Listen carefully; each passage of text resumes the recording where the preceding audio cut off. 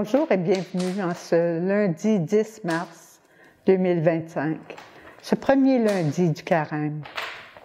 Un temps que j'apprécie particulièrement, un temps de réflexion où on peut un peu plus entrer dans ce grand mystère de la mort et la résurrection de Jésus.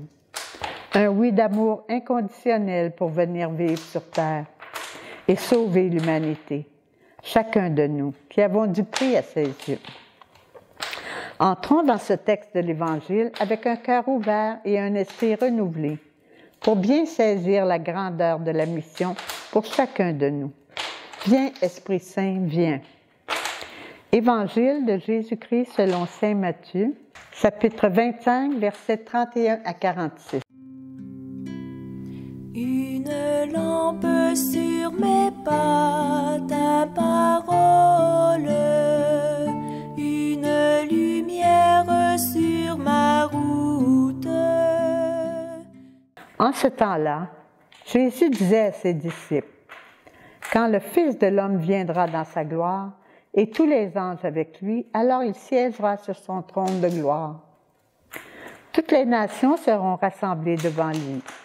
Il séparera les hommes les uns des autres, comme le berger sépare les boucs et les brebis. Il placera les brebis à sa droite et les boucs à sa gauche. Alors le roi dira à ceux qui seront à sa droite, « Venez les bénis de mon Père. Recevez en héritage le royaume préparé pour vous depuis la fondation du monde. Car j'avais faim et vous m'avez donné à manger. J'avais soif et vous m'avez donné à boire. J'étais un étranger et vous m'avez accueilli. J'étais nu et vous m'avez habillé. J'étais malade et vous m'avez visité.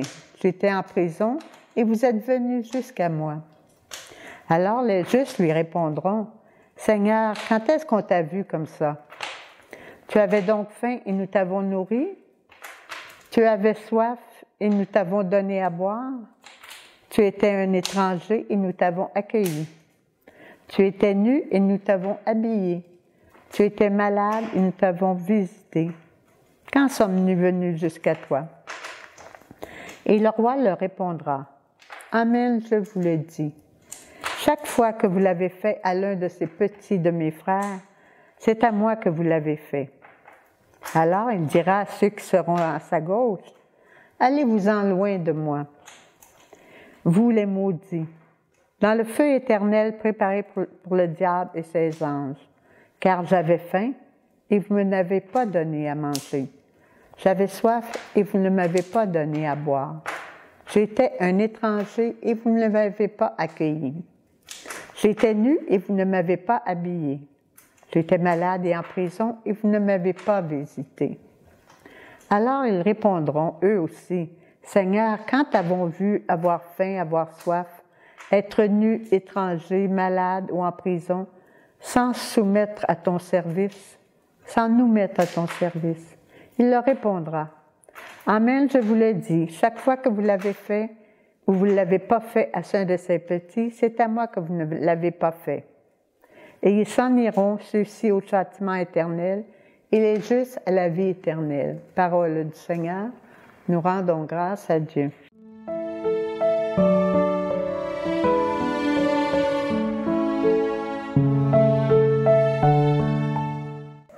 Cet évangile est très clair.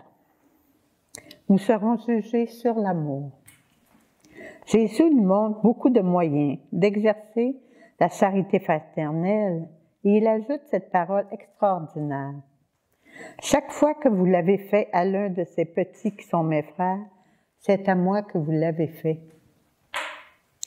Lui, le Fils de Dieu qui a voulu naître, vivre et surtout mourir dans une pauvreté extrême, s'identifie à tous les pauvres et les petits. Le chrétien qui veut prendre cet évangile au sérieux voit avec des yeux nouveaux tout pauvre qui est placé sur sa gauche.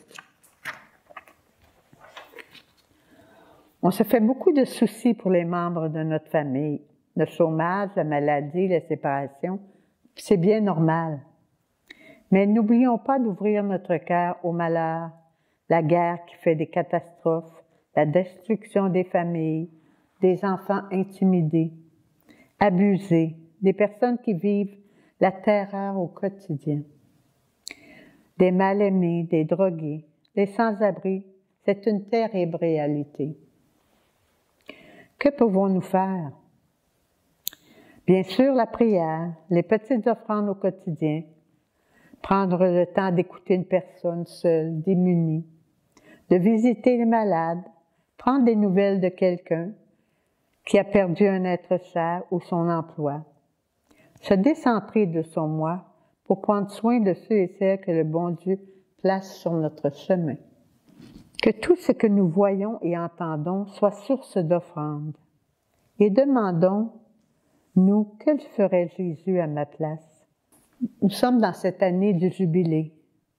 Profitons bien de ce cadeau pour plusieurs d'entre nous. Ce sera le dernier jubilé. Croyons à la bonté et à l'amour que Dieu a pour chacun de nous. C'est un grand privilège. Prions, remercions, émerveillons-nous, soyons heureux de collaborer au salut et à la conversion avec Jésus et tous nos frères et sœurs.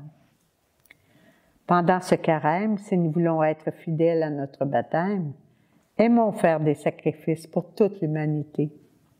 Soyons des missionnaires de l'espérance, des missionnaires de l'amour, de la paix, de la foi, de la joie.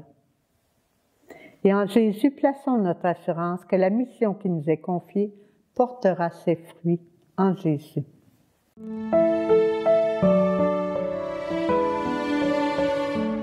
Seigneur, c'est en toi notre Dieu Providence que nous plaçons toute notre confiance. Avec l'Esprit Saint, soyons témoins de ton amour pour chacun et chacune d'entre nous. Et avec ce partage, que ce carême soit vraiment selon le cœur de Dieu. En ces temps difficiles dans notre monde, nous avons tous à offrir, à se dépasser, à se décentrer de notre moi.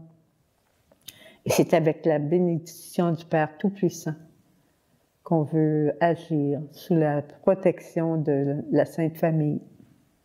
Que le Père nous bénisse, que le Fils vive en nous, que l'Esprit nous conduise dans l'amour et dans la paix.